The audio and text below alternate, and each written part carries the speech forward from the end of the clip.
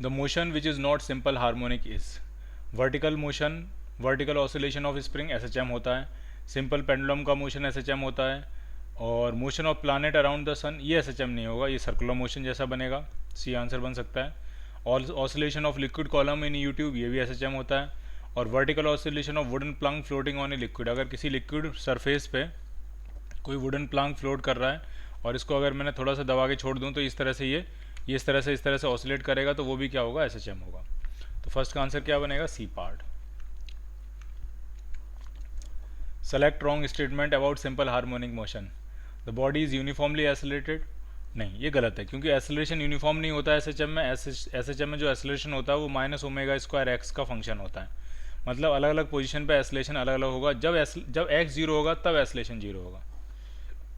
Body is uniformly acylated, गलत हो गया ये। The velocity of the body changes smoothly और एट ऑल इंस्टेंट, ये हमेशा होगा। जब भी कोई फिजिकल प्रोसेस होगी, एक रियल प्रोसेस होगी, ठीक है, प्रैक्टिकल प्रोसेस होगी, तो उसमें सारे चेंजेस जो होते हैं वो स्मूथ होते हैं, सडन चेंजेस नहीं होते हैं, ठीक है। तो ये बिल्कुल ठीक कह रहे हैं, लेकिन रॉन्ग स्टेटमेंट पूछ रहे हैं। रॉन्ग तो पहला वाला ही रॉन्ग हो गया। तीसरे वाले में कह रहे हैं amplitude of oscillation is symmetric about equilibrium position, ये भी सही है। जितना मीन पोजीशन से, जितना ऑसिलेशन के दौरान मीन पोजीशन से जितना पार्टिकल प्लस में जाएगा, उतना ही मीन पोजीशन से कहाँ जाएगा, माइनस में जाएगा। The frequency of oscillation is independent of amplitude, बिल्कुल सही कह रहे हैं। फ्रिक्वेंसी का एम्पलीट्यूड से कोई कनेक्शन नहीं होता। फ्रिक्वेंसी का जो फॉर्मूला होता है वो होता है √k/m, एंगुलर फ्रिक्वेंसी √k/m, ठीक, तो वो भी सही है। तो बाकी सारे ऑप्शन सही हैं, बी भी सही है, डी भी सही है, बी भी सही है, सी भी सही है, डी भी सही है। तो ए गलत है, ए ही आंसर बनेगा, क्योंकि गलत ही पूछ रहे हैं आपसे।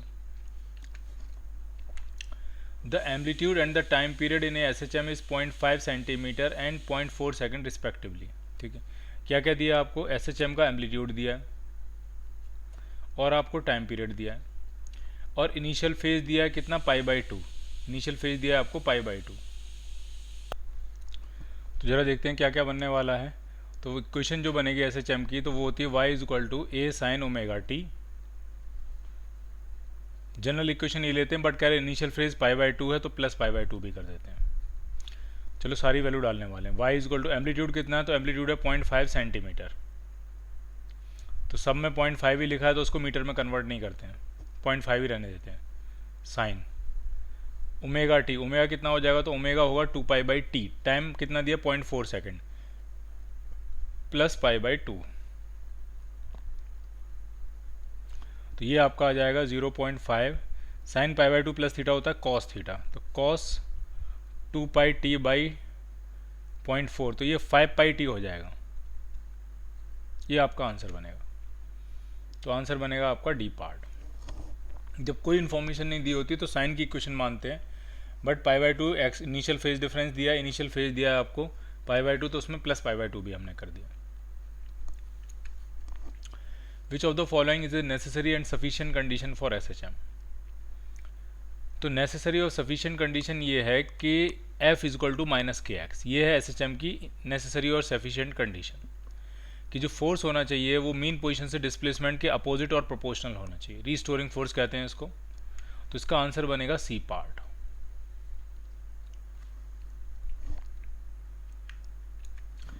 What is constant in SHM, SHM में क्या चीज़ कांस्टेंट होती है, तो उसका टाइम पीरियड कांस्टेंट होता है, बाकी पोटेंशियल एनर्जी, काइनेटिक एनर्जी और restoring force, acceleration, velocity, momentum, displacement, ये इनमें कुछ भी कांस्टेंट नहीं होता।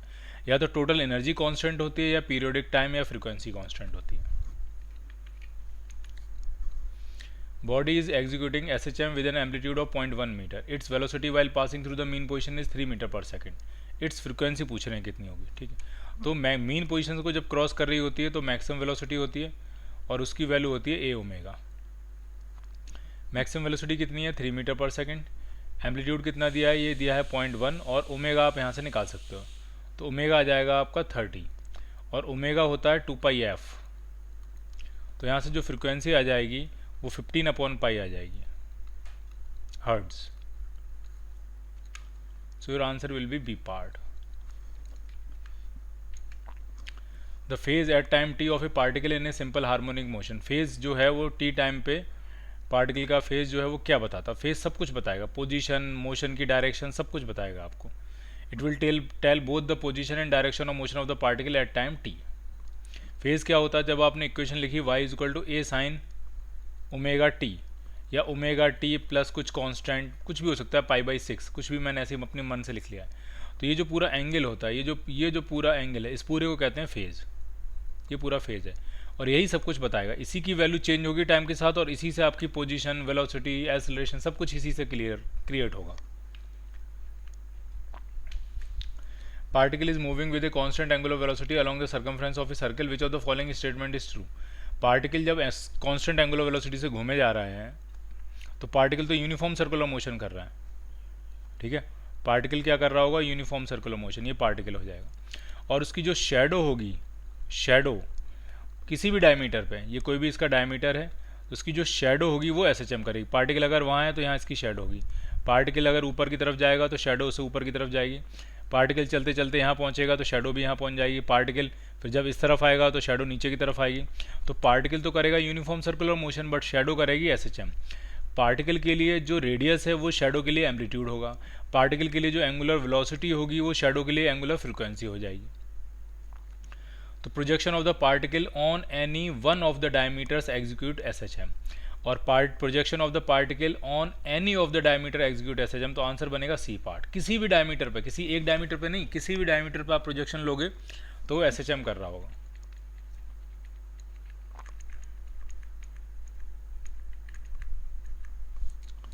नेक्स्ट क्वेश्चन में कह रहे हैं डिस्प्लेसमेंट पार्टिकल की इक्वेशन दी हुई है और टाइम पीरियड पूछ रहे हैं कितना है। तो बस यहाँ से ओमेगा देख लेना है। अगर आप इसको ओमेगा टी वाले फंक्शन को देखोगे तो ओमेगा आपका 20 हो जाएगा और ओमेगा होता है आपका 2π/t। तो यहाँ से जो टाइम पीरियड आपका आ जाएगा वो आ जाएगा π/10 सेकेंड्स।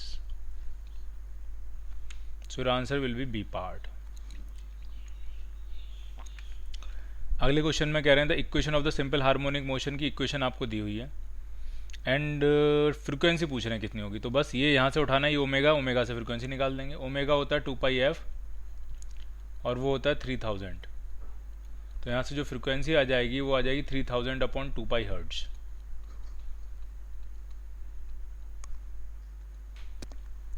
तो आपका आंसर बनेगा बी पार्ट।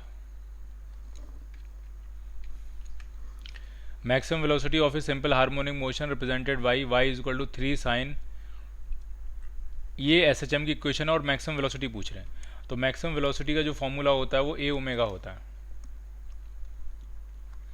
तो एम्पलीट्यूड कितना है 3 और ओमेगा कितना है उसका 100। तो मैक्सिमम वेलोसिटी 300 यूनिट्स आ जाएगी, जो भी यूनिट्स इसकी होगी वो आ जाएगी। Velocity at the mean position of a particle is v। The velocity of the particle at a distance equal to half of the amplitude. Maximum velocity v है तो v तो हो जाएगा आपका a omega.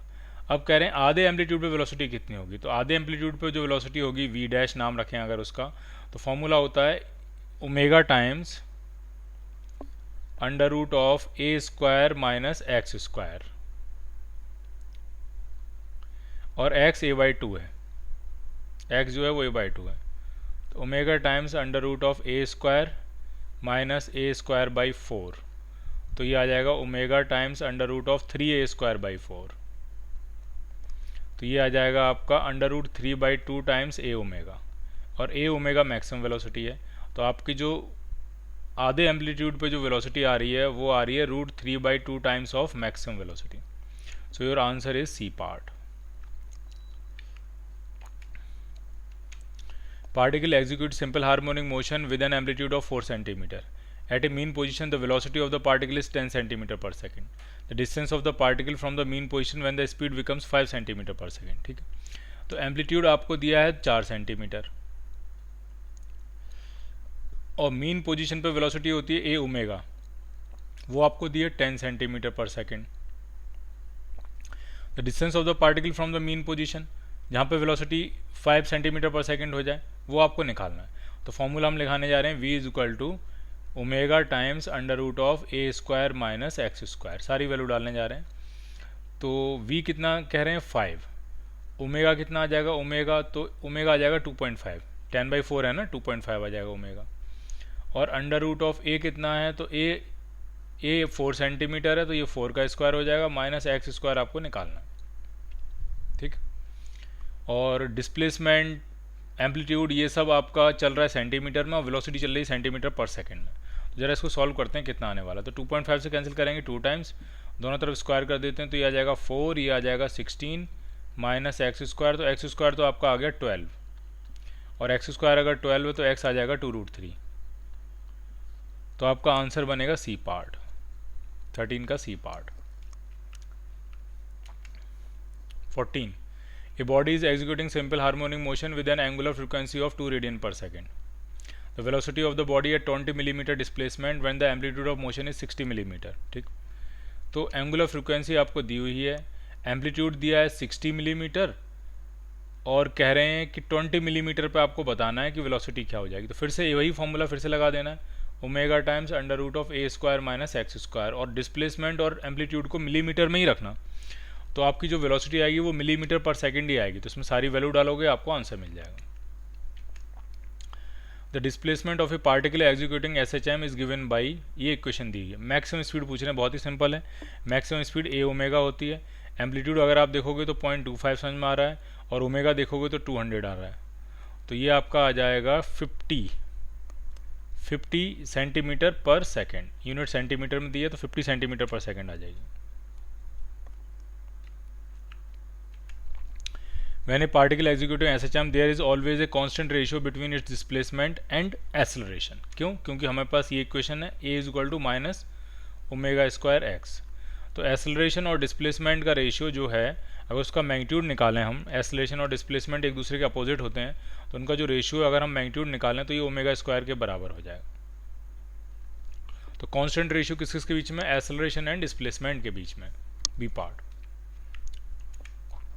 In a simple harmonic motion, the ratio of the acceleration of the particle to its displacement at any time, तो अभी हमने किया वही है कि acceleration और displacement का रेशियो जो है वो आपका ओमेगा स्क्वायर के बराबर है, एंगुलर फ्रिक्वेंसी के स्क्वायर के बराबर है। माइनस साइन आता है, माइनस साइन तो सिर्फ इतना बताता है कि एसेलेशन डिस्प्लेसमेंट के अपोजिट डायरेक्शन में होगा। अगर डिस्प्लेसमेंट पॉजिटिव होगा तो एसेलेशन नेगेटिव होगा, डिस्प्लेसमेंट नेगेटिव होगा तो एसेलेशन पॉजिटिव होगा।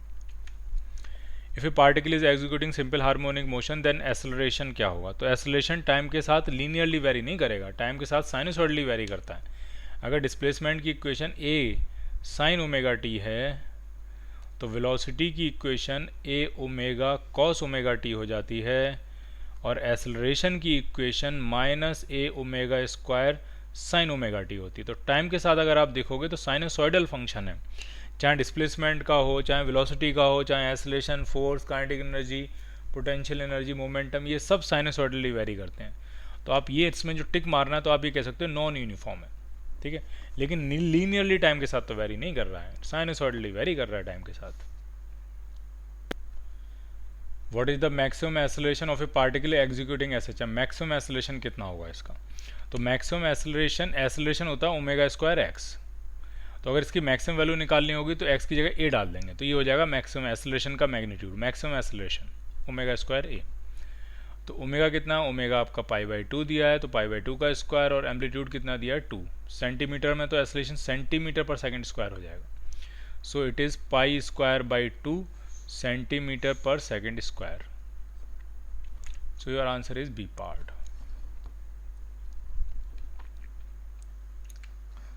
The maximum acceleration of a body moving in SHM is a naught.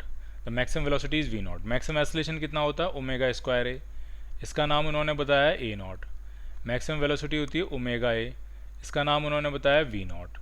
तो एम्पलीट्यूड कितना होगा? तो ओमेगा की वैल्यू डाल देते हैं हम, यहाँ से उठा के यहाँ ओमेगा की वैल्यू डाल देते हैं, तो ओमेगा हो जाएगा v naught अपॉन a। तो यहाँ वैल्यू डालेंगे तो यह आ जाएगा v naught अपॉन a का whole square into a is equal to a naught।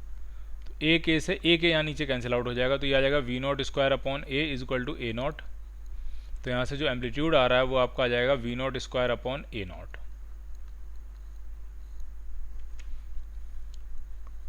A part.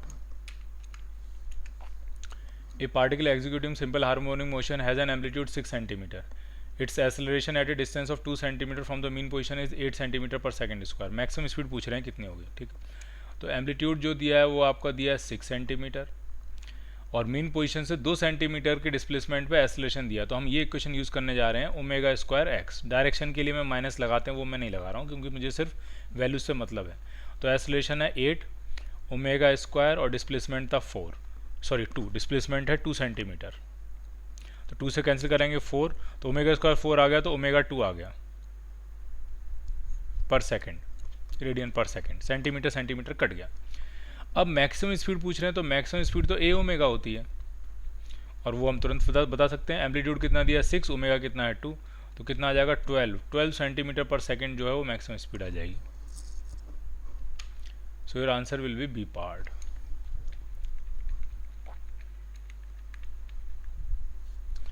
For a particle in SHM if the amplitude of the displacement is a and the amplitude of the velocity is v। ठीक है, displacement की maximum value x की maximum value a है, और velocity की maximum value जो कि a omega होती है, ये होती है मैक्सिमम वेलोसिटी, वो दी है v। तो यहाँ से ओमेगा निकाल लोगे, ओमेगा कितना आ जाएगा v बाई ए। अब एक्सेलरेशन का एम्पलीट्यूड पूछ रहे हैं, तो एक्सेलरेशन का एम्पलीट्यूड हो जाएगा ओमेगा स्क्वायर ही, सारी वैल्यू डाल देते हैं। ओमेगा की वैल्यू डालेंगे v बाई ए, तो ये आ जाएगा v square by A square into A के से ए के कैंसिल आउट हो जाएगा, तो ये हो जाएगा v स्क्वायर बाई ए।